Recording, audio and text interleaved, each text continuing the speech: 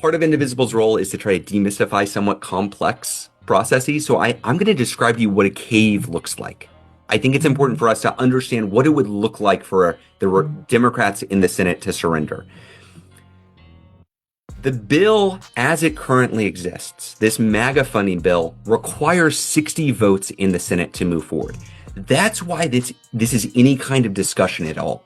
The fact that it requires 60 votes to move forward, that's why Democrats have leverage. Republicans in the Senate don't have 60 votes. They've got 53 votes. So they've somehow got to find 7 votes, maybe 8 if they're not able to keep Rand Paul on board on their side. 7 or 8 votes in order to move this forward. That 60 vote threshold is what's known as cloture. You cut off debate and move forward with a vote on the underlying bill. If you hit 60 votes for cloture, then you just need 50 votes to pass the underlying bill, the actual MAGA funding bill.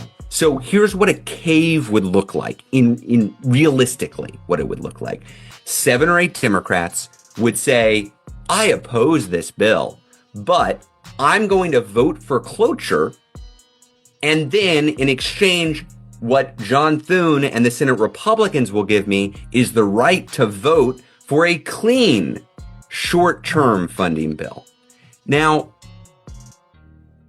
what's a delicate way to put this? This is bullshit. This is not a real strategy. The reason why you do this is because you think your constituents are too dumb to understand how congressional procedure works. It's because you think when you vote for cloture and then vote against the bill itself, you can beat your chest back home and say, I fought the Republican bill, but you actually didn't. You actually didn't. So they are trying to trick their constituents. That's what that cave would look like. They haven't caved yet. They have not caved yet. This is still a jump ball. This is going to be determined sometime in the next day or so.